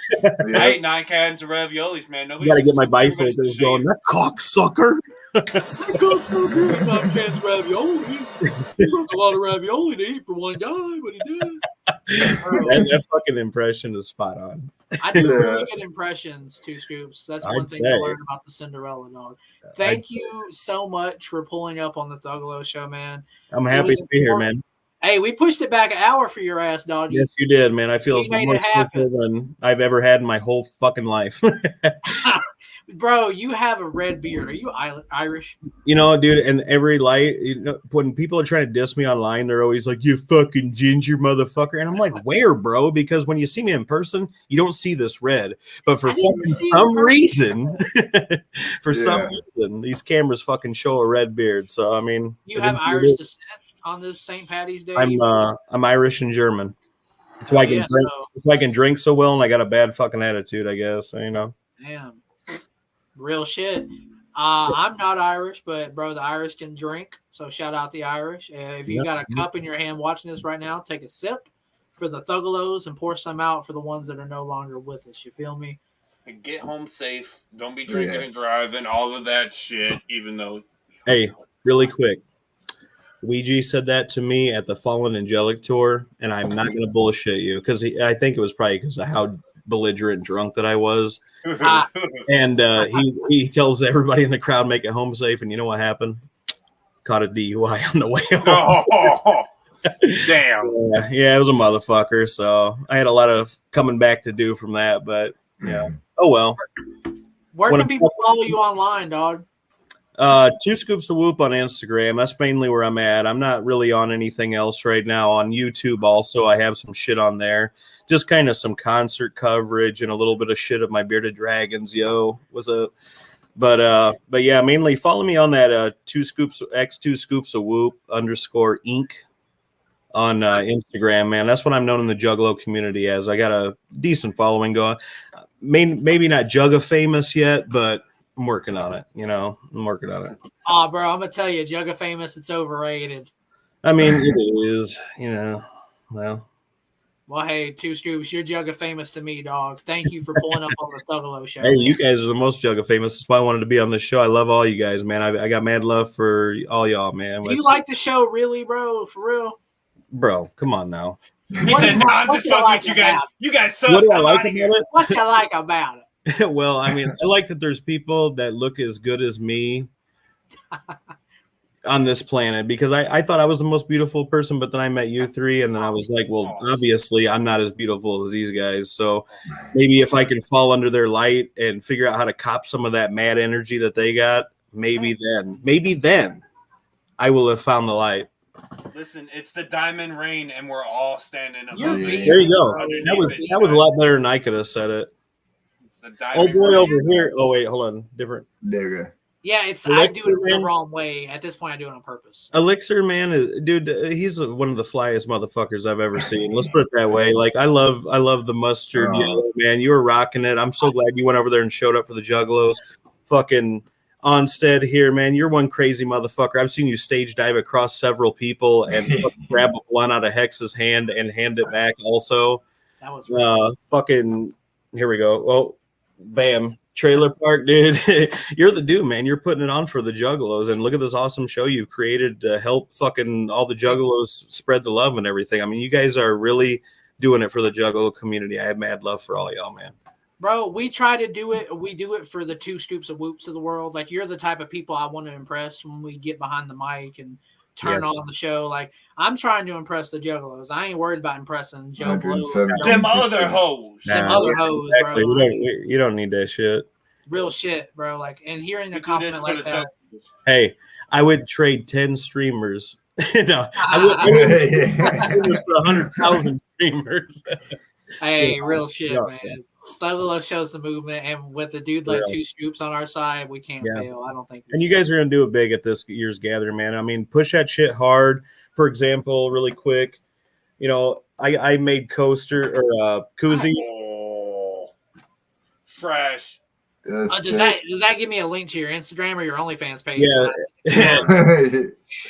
I mean, no, but this is just to the IG and everything. But I mean, you could make shit like this, for example. Simple shit. Anything that you can hand out in mass that's like cheap at the gathering, like little business cards or something stupid. Anything, man. It goes miles, because I have stuff, like I said, from all the way back in my first gathering. I save that shit, and dude. My Bearded Dragons have those all over their cages, and Pueblo, Ohio, fucking, they got raped with it. Bro, yeah, like you say about like the street teaming. Like, street teaming seems like this archaic term, but it very much works. Like, it's still very effective, bro. When somebody and everybody's like, there's a lot of people out here that are like, "Oh, that shit's dead. Oh, that shit's dead." And no, it's branding and it's merchandising and it's fucking word of mouth and shit. Yes. People love that shit. It's almost new again, because I feel like if someone sees a sticker, they're like, people, what? Right. It's not as common. Yeah, exactly. It always comes back around. And I mean, these new age, I mean, like, look at some of the younger Juggalos. I'm talking to them, and I mean, I feel like I'm just talking to somebody that's the same age as me, and they're 10 plus years younger than me. And it's just why I'm glad that we're keeping this culture alive, and this stuff thrives so much now, because it seemed like there for a minute that things were going stagnant and things were slowing down. And then we got people like Ouija that comes in the game, and he switched shit up on motherfuckers. Like, he revived the wicked shit, dude. Revived it.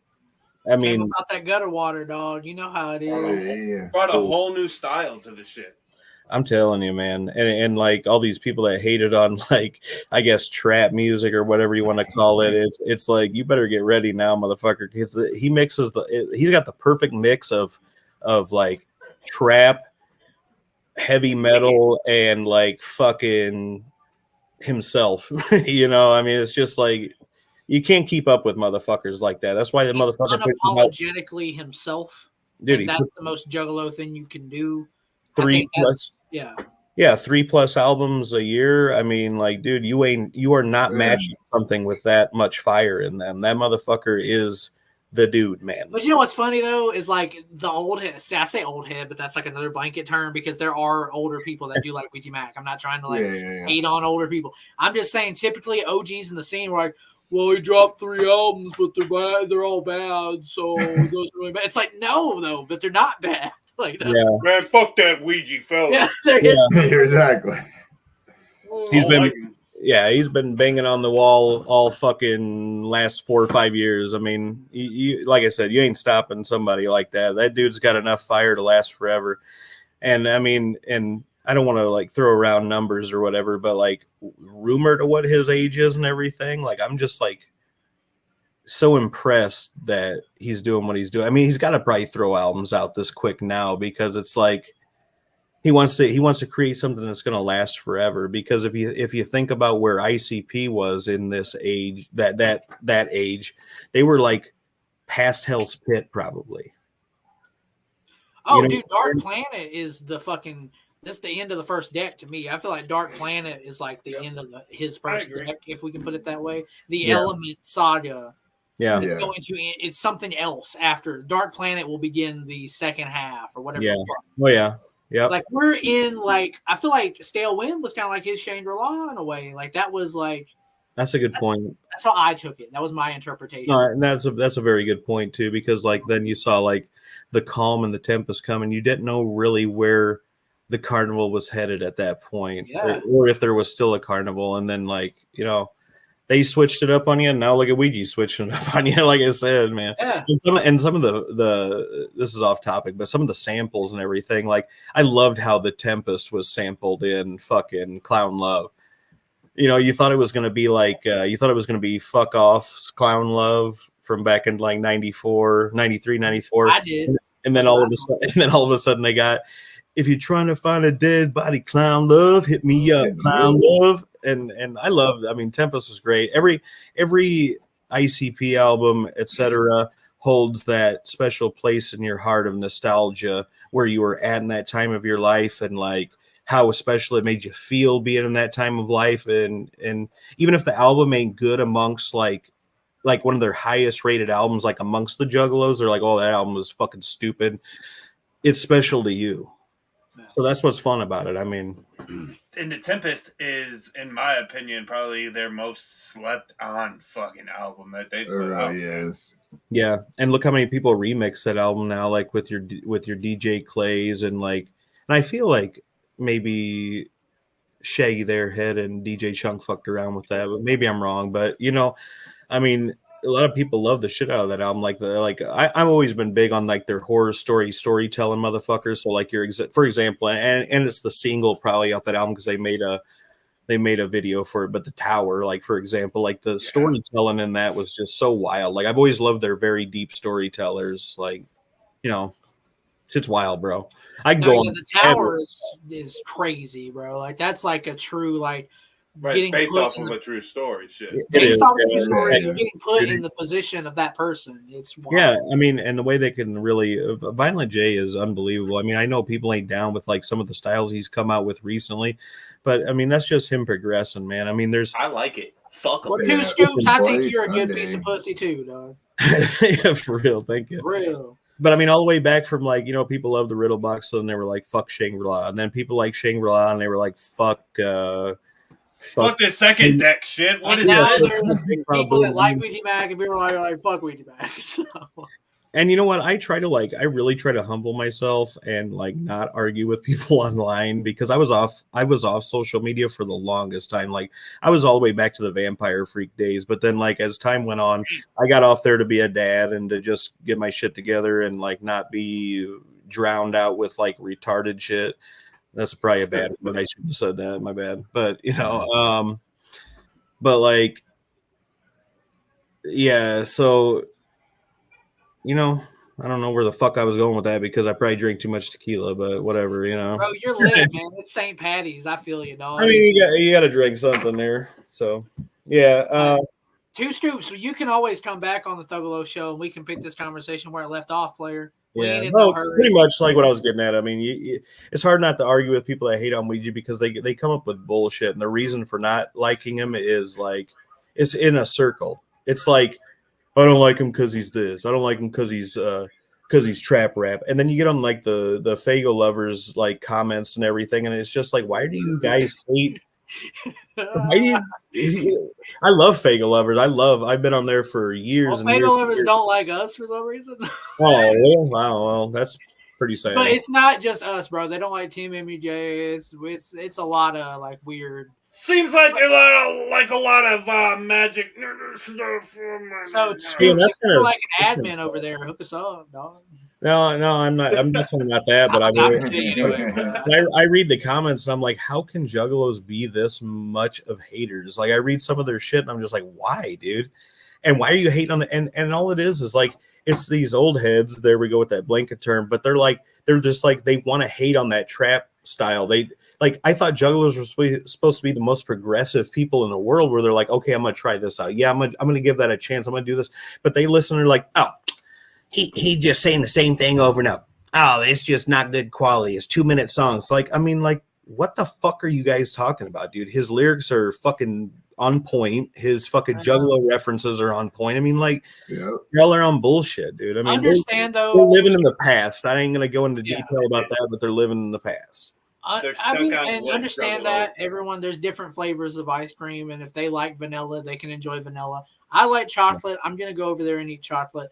I respect that people like what they like, but if you're only to criticize Ouija Macc's music, fine. You simply do not like his music. There's artists I don't like. That's a better way of saying it, though. But I feel like Ouija Macc is putting Juggalos in positions they've never been in. He's putting the Hatchet Man and the C-17.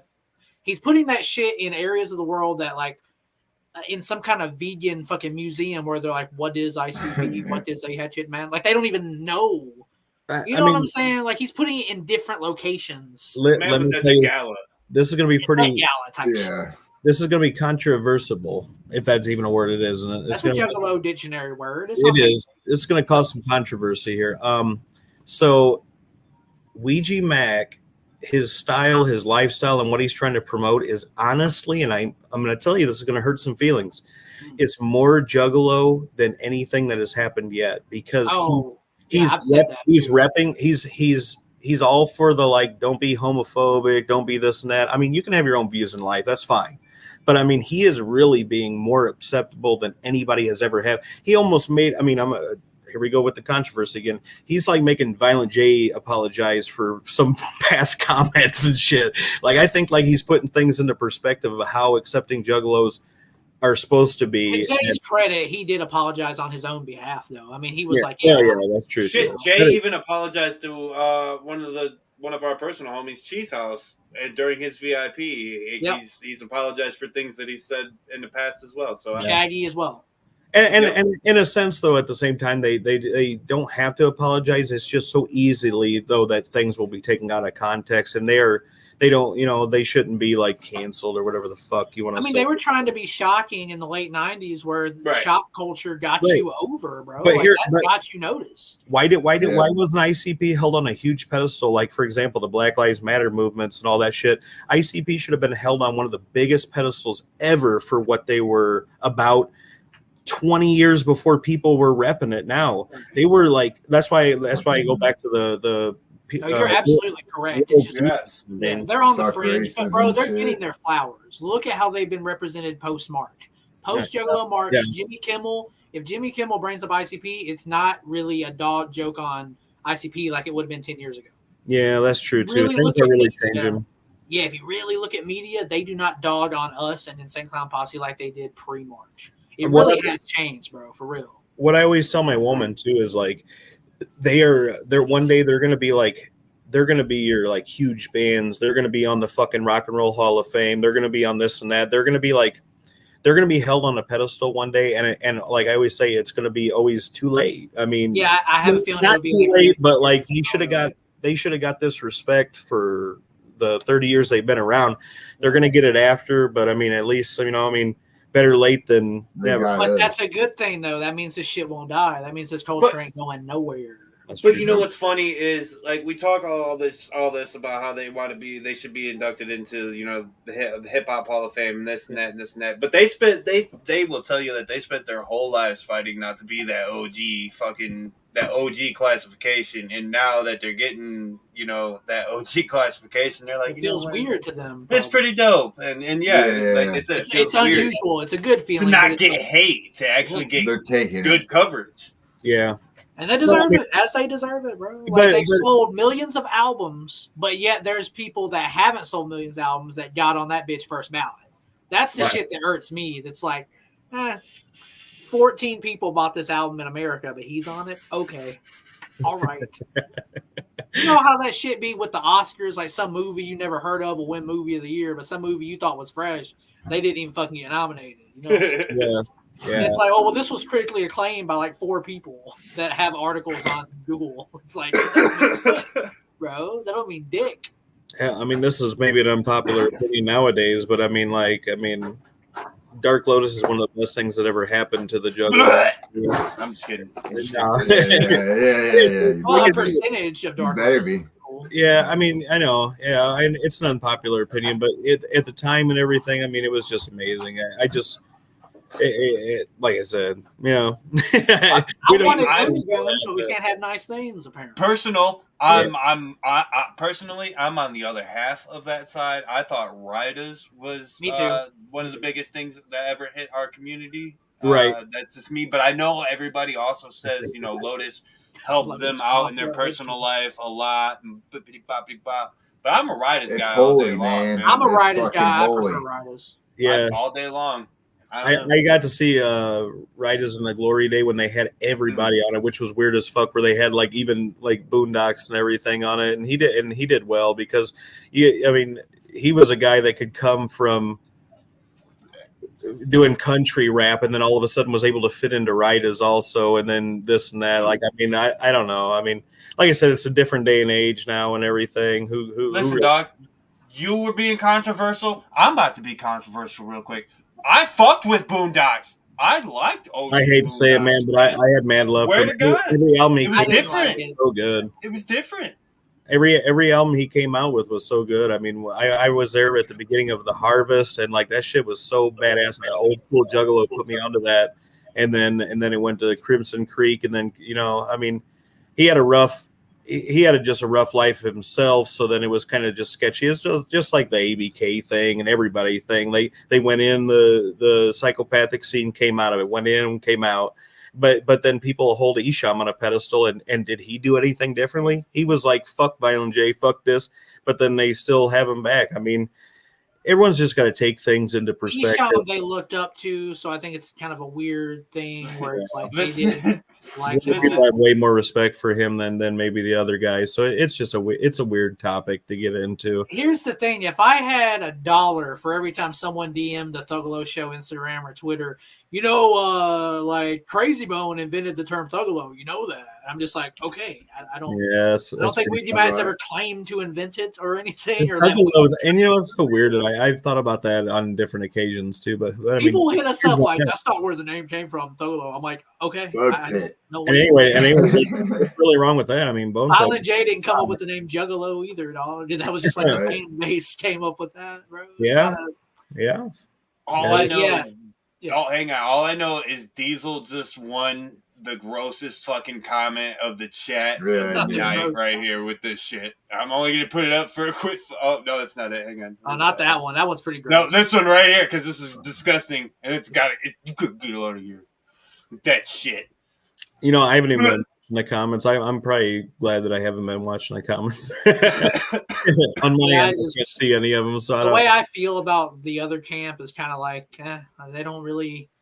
They're not doing anything. Like, it's just like, I sit there and I watch Ouija Macc put out album after album after album, and they're all top tier, and I'm just like, word, okay. Well. And then they feel that same way about our shit because then they're like, oh, he's just throwing out albums that have no like, they don't have much to them or whatever. I mean, I get what they're saying because they're looking at it from the perspective of like, oh, he's throwing out fucking trash trap music that are 2-minute songs, but I mean, that's the way of the world, though. Like they just, music is nowadays.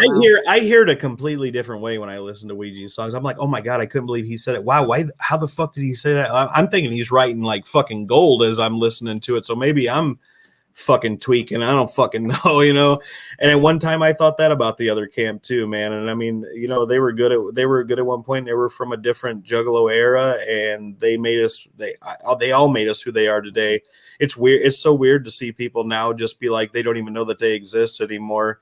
And it sucks then when you want to like still dig that music, but then like you feel some type of way. Like, I mean, you can't help but feel some type of way because when you cross a certain line, I think it's understood that like, I feel like that camp crossed a line that was like, this is like your entire identity and you're going to cross that line. I just didn't understand that, and it was such a big line that they crossed that I think it's like you can't come back from that. Yeah, and I know people will accept them. I know there will be juggalos that are like, it's fine, it's whatever, come back. I don't care. It was all the way back. It was all the way back when they put out their album in 2012, Abominations, right when they were getting ready to leave, and they. But we don't want to talk about them on this podcast. Two Scoops. Two Scoops. Thank you for being the page of the week, and you are welcome. Anytime back, bro, because you're gonna take us to deep water, and I had to get the buoy. And I'd love to pick this conversation back up, man, because I will. Yeah. Oh, would you consider yourself a Thuggalo Two Scoops?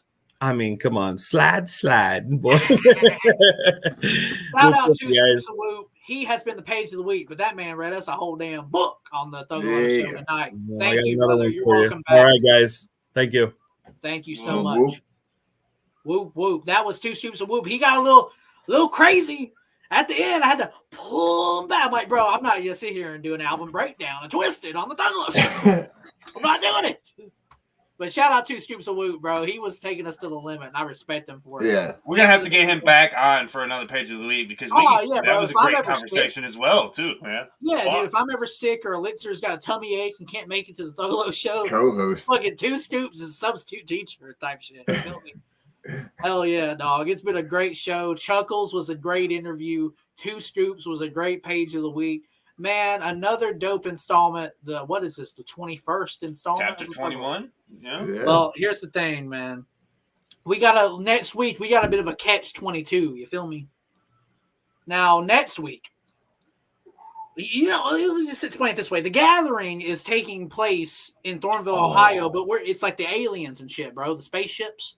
The whole aesthetic of the aliens. Right. Isn't it Juggalos from outer space or some shit that? Yes. Something of a rather. Wait. Outer space? Yeah. Doesn't that?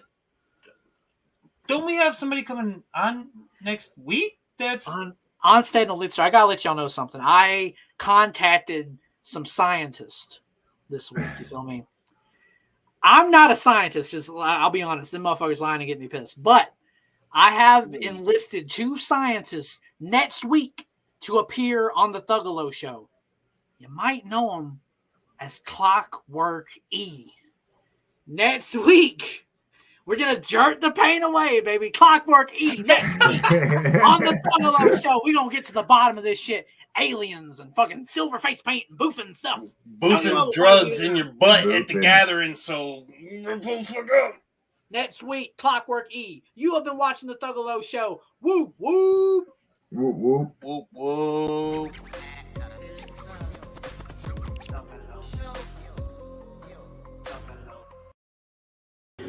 Hey, this is Ouija Macc, the ugliest juggalo that ever fucked your bitch. Tune into the Thuggalo podcast or you ain't shit.